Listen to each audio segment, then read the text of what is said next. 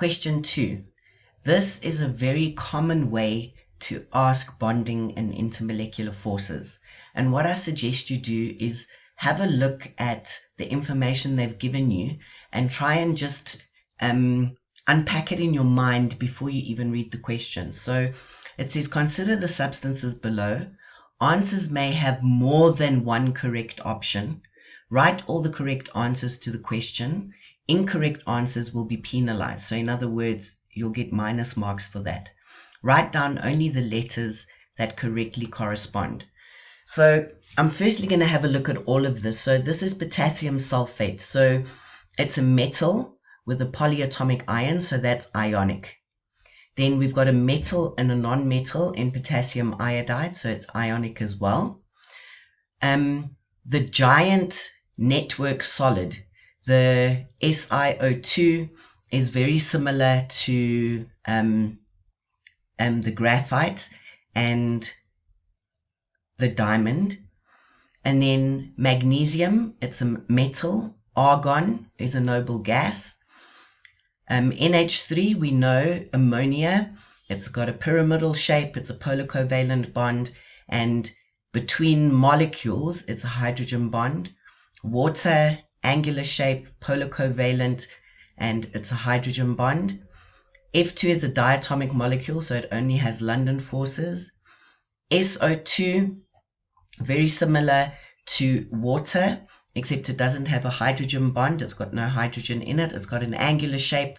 It's a polar molecule. Another name for a polar molecule is a dipole, so it's dipole-dipole.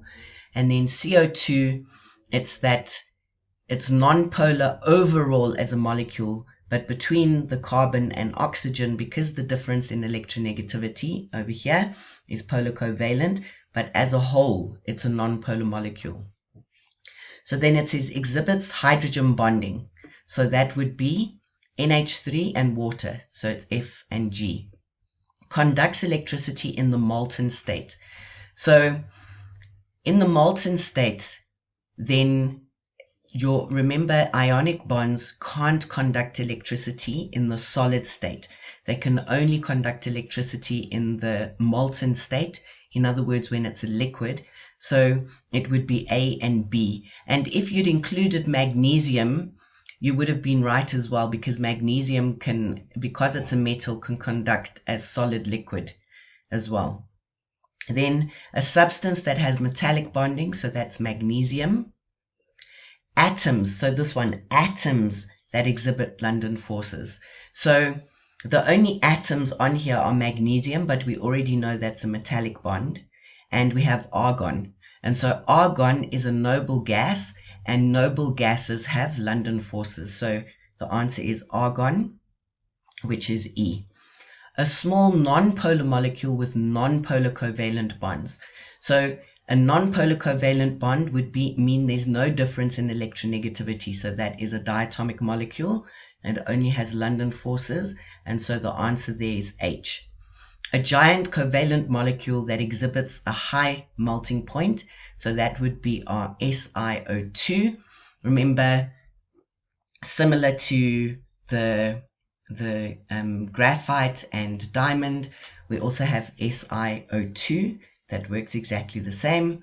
Then a substance that has a polar covalent intramolecular force, so there between the carbon and the oxygen, but non-polar molecule. So overall, it's a non-polar molecule. So we know that it's going to be CO2, which is J, and then SiO2, even though it's a gigantic molecule, it has more or less the same structure as this if you look at a single unit. And so the answer is also C. Carrying on to 2.2, fluorine gas has a boiling point of minus 188 degrees Celsius, and NH3 has a boiling point of minus 33 degrees Celsius. Define intermolecular forces. You'll get that from your SAGS document. Draw a Lewis diagram of an F2 molecule. Remember, we represent our valence electrons as crosses or dots. And so fluorine is in group 7, so it has 7 valence electrons. Each of them have 7, and they'll be sharing one pair of electrons. If they ask for Cooper notation, all the crosses would be there except the shared electrons would be represented by a line. Then it says, use your knowledge of intermolecular forces to explain why the boiling point of NH3 is higher than fluorine. So we always identify the intermolecular force first. So we know everything has London forces. So fluorine and NH3 both have London forces. Now fluorine is a diatomic molecule, so it's nonpolar, so it only has London forces as its intermolecular force. NH3, on the other hand, has London forces and it's a dipole, but the one molecule, the hydrogen, will be attracted to a nitrogen, oxygen, or fluorine, in this case nitrogen, in the next molecule, which is a hydrogen bond. So we've identified the intermolecular forces. Then we compare the strength.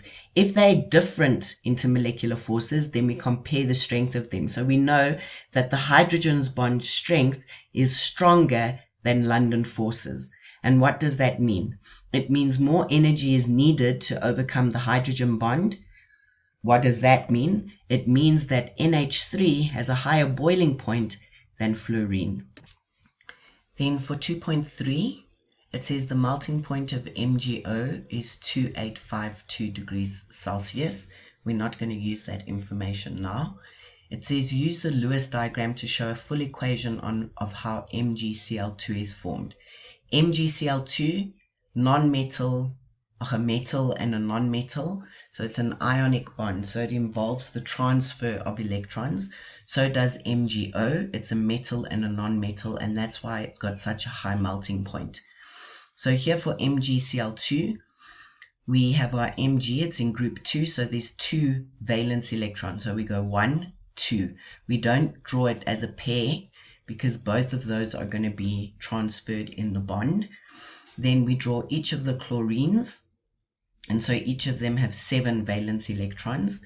And then what happens is the electrons are transferred from the metal to the non-metal. So that magnesium loses that valence electron to that chlorine, and it loses the valence electron to that chlorine. So it's lost 2 valence electrons. So it gets a full 2+ charge. Those electrons don't belong to that magnesium anymore. There's no sharing of electrons. They're transferred. So now I'm just going to show 1 chlorine, and I'm going to put a 2 there, or you could put a 2 in front. It doesn't matter. But we're showing that that electron belongs to the chlorine. So each of the chlorines has a negative charge.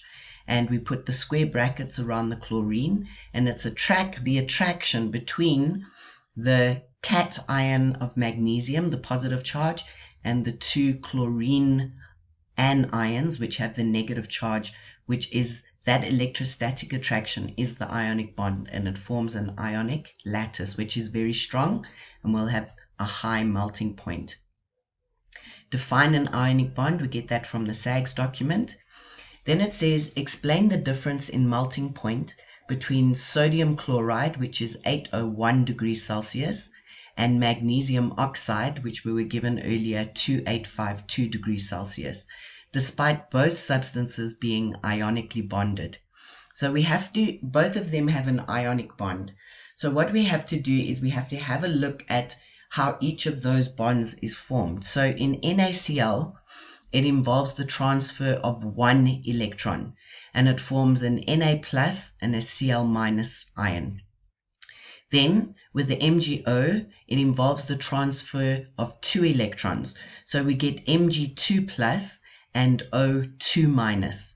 So now the 2+ and the 2-, they're stronger charges. So there's a stronger electrostatic attraction between them. So the greater charges formed in MgO have a stronger electrostatic attraction. What does that mean?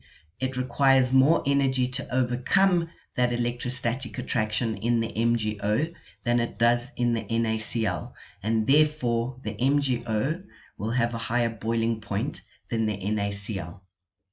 Then for 2.4, the table shows the melting points, boiling points, and electrical properties of 5 substances A to E.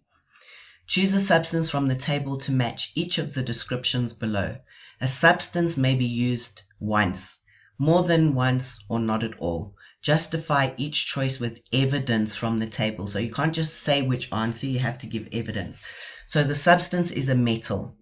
So we know metal can conduct electricity in solid and liquid phase and heat. So it will be a good conductor of electricity as a solid and a good conductor of electricity as a liquid. So here, both of these are good. There's high boiling point and melting point as well. So the answer is B, but specifically it's because it's a good conductor as a solid and a liquid. And if it was only a good conductor as a solid, then we would know it would be ionically bonded. This substance has London-type intermolecular forces and is a liquid at room temperature 25 degrees Celsius. So our answer is A. And if it only has London forces, we can see it's got very low melting and boiling point. And at 25 degrees Celsius, it's higher than the melting point, but lower than the boiling point. So it means it will be a liquid at room temperature. So that's why the answer is A. Identify the type of intramolecular bond in C. So in C, we can see it's a poor conductor in solid form, but a good conductor in liquid form. So that means it must be ionically bonded, because if something is in an ionic lattice, then it conducts electricity only in molten or aqueous form. It doesn't conduct electricity in the solid form. Then HCl and HBr are both halogen hydride. So it means it's a group 7 bonded to a hydrogen. State the predominant type of intermolecular force in the above halogen hydride molecules. So HCl and HBr, they're both linear molecules. Both of them have, between H and Cl and the H and Br, there's a difference in electronegativity. So it's a polar covalent bond. There's an asymmetrical distribution of charge, so we get a polar molecule. So both of them are polar molecules. And so another name for a polar molecule is a dipole. So between an HCl, which is a dipole, and another HCl, which is a dipole, will be dipole-dipole, and the same with HBr. Which of these molecules will have the highest melting point? Now we know if we have the same intermolecular force, then we have to go to, do they have the same molecular mass? Do they have the same surface area? So here we know between HCl and HBr, they have a different molecular mass, and the higher the molecular, or the larger the molecular mass, the stronger the electron cloud density and the stronger the intermolecular force. So HBr has a higher molecular mass, and so it's going to have a stronger intermolecular force. That's why it's HBr. Then it says Cl2 molecules exhibit London forces between the molecules. Explain how these forces arise between chlorine molecules and how these molecules interact with each other. Use bullet points to organize your explanation. You may use a labeled diagram to explain. So Cl2 molecules are nonpolar. When they approach each other and collide, the electron clouds repel. So in other words, the electron clouds repel, so they go to opposite sides of the molecule, and this creates a momentary dipole. So what was originally a nonpolar molecule now has a slightly positive and a slightly negative side. So what happens is that influences the very next molecule. This asymmetrical distribution of the electron cloud induces a dipole in the next molecule. So that's an induced dipole. The opposite charges attract, giving rise to a weak London force. And that is question 2.